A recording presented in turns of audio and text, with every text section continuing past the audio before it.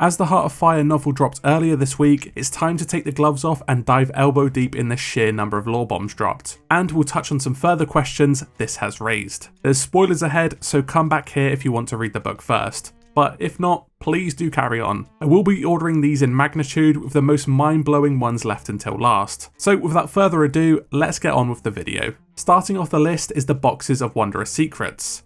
We get a small window into what they are in The Forsaken Hunter, where Amaranta uses it as a means of communicating with Wanda in the Sea of the Damned. This is implied to be tied with the Sea of the Damned directly, but there's so much more than this. We learn that not only can you use it to talk to others, but you can also pass objects through them. Flameheart has been using these to communicate with others from miles away. This is done through passing notes and whispering through them. Flameheart also possessed a master version, known as the Captain's Lockbox. This was opened only in private and would be used to receive tribute and trinkets from those who had the Boxes of Wondrous Secrets. These were handed to each one of his lieutenants. Most importantly, Flameheart would be able to hear the conversations in proximity to these boxes. It also seemed to suggest that even after his defeat, Flameheart would be able to influence those who came into contact with them. They were crafted by arcane materials that no one on his crew would really understand. One implication is that Wanda may have been cursed by the Captain's Lockbox and may still be in possession of it, hence why she's been receiving communications from Amaranta. What could be even more terrifying, if Flameheart has ties to it still, then he could be aware of the Brethren's plan all this time.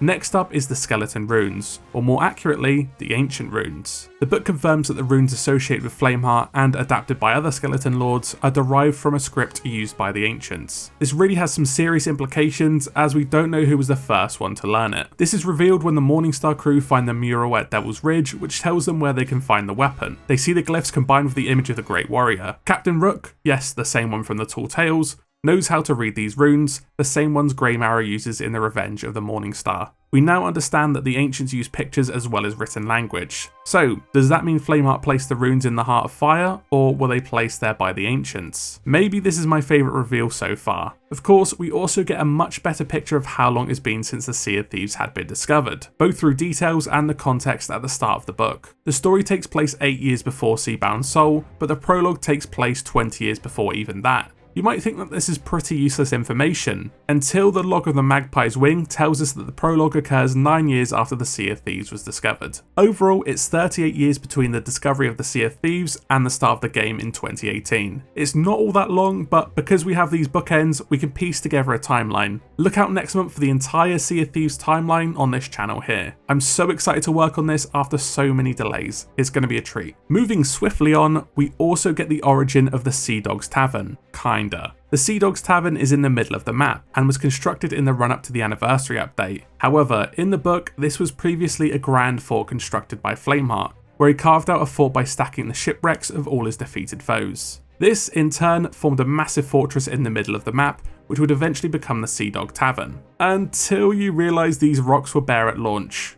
Whoops. I guess canonically this would have always been a tavern, considering DeMarco took over the place nearly 10 years ago. Of course, we also get a bit of insight into the crew of the Morningstar, and more importantly, why Jill was so scared of Grey Marrow but not Flameheart. Towards the end of the book, she learns of scraps being bound in the chest by Harry Hartley. Jill is terrified by the thought of it, so she decides to run away from Grey Marrow during the events of Fate of the Morningstar. There was also a weird retcon in this book. It seems to imply that Merrick was not the one to awaken the Hungering One, but the crew of the Prideful Dawn. He did end up receiving the drum after this, so they may have awoken it, but he allowed it to escape into the Sea of Thieves. I'm still really not sure about this one. Maybe Chris can answer my questions. This next section is a bunch of reveals about Flameheart and the Burning Blade. Flameheart has his backstory revealed in an interlude in the book, but the way they portray it is really weird. It's in third person, and I think it's meant to be written by someone who can't really remember what happened, which might be Flameheart himself. Flameheart's earliest memory was hitting other boys with sticks while living in his village. He would hit harder if the other children cried. Flameheart was a bully, but he didn't know how else to act. Many children opted to be his friend, as it was safer to do so. Eventually, when he was older, 2 men from the Grand Maritime Union had come to his house after his father had been accused of acts of piracy, a man he had never met. His possessions were seized as a form of repayment and was told he could not serve his country. He gave one of the men a bloody lip and the other had to crawl back. Flameheart would sit at the docks and watch the sailors. He watched them for days until one day he stormed aboard a ship, killed the captain and threw the first mate overboard. He took the name Captain Flameheart, for men would whisper how fury would burn in his chest every time he saw the sails of the Grand Maritime Union. He attacked them viciously, carving a path through them with burning ferocity. So much so, no one would take the bounty offered for his life. Flameheart disappeared to sail the Sea of Thieves. He was looking to challenge the pirates of the Sea of Thieves, who made far better sport than the Grand Maritime Union. Because of this, Flameheart left behind a grand estate with his vast wealth. One day though, he attacked a ship on the Sea of Thieves and there he found an infant. He could never remember the reason why he did this, be it guilt or a way to continue his lineage, but he took the orphan under his arm,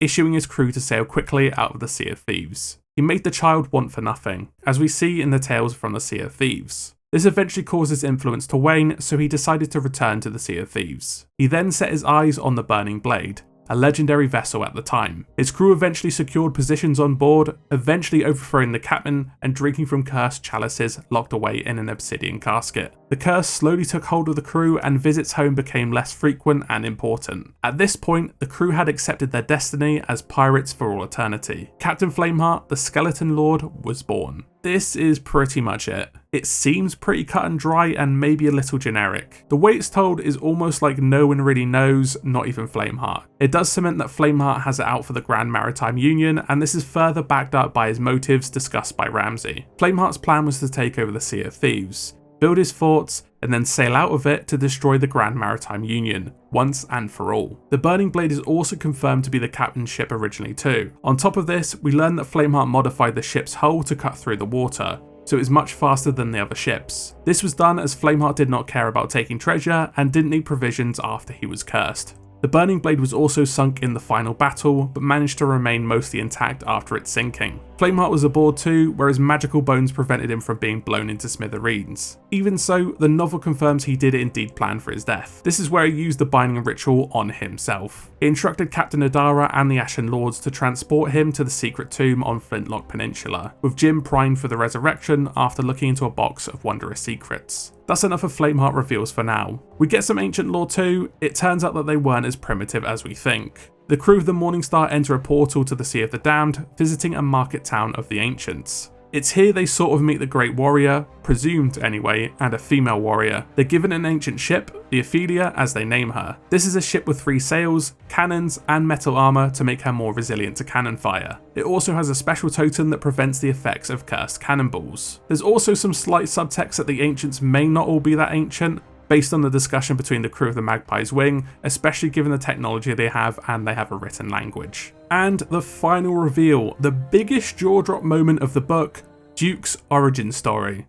Like, what the fuck? Duke, or Edmonton, used to be a crew member of Flameheart and became a skeleton just like him. He eventually betrayed Flameheart as he saw his rage consume him, and the killing became too much. Flameheart marooned him on an island where he would search for a way to bring Flameheart to his knees. Duke was the one who started the chain of the events in the book. At the climax of the story, he used the Box of Wondrous Secrets and the captain's lockbox to blow up the Burning Blade. He gets DeMarco to pour gunpowder into it and light it with a candle on Flameheart's ship, destroying the Burning Blade and nearly killing Flameheart. He's blown to bits but awakes to find himself on the ferry, where the ferryman deems his act of heroism as worthy of a second chance, despite being a skeleton. He is reborn sometime later, long after the events of the book and the death of the Morningstar crew. There is a small caveat to this. He won't remember his previous life aside from his name as he starts fresh in the Sea of Thieves. Holy fuckballs. I'm still in awe reading this back. I have no idea I needed this story until I read the book, and it makes Duke so much more tragic. This is especially true as he helps bring back Flameheart. He's such a tragic character now. Duke's been a victim of the pirate's life not once, but twice. I just hope in the future we can save him from his dark fate with the Brethren. And that wraps it up. I'll be delving into the lore a bit more with different characters and events in the near future, so make sure you're subscribed for that. Let me know which was your favourite reveal in the comments. Thanks again for watching, and as always, I'll see you in the next video.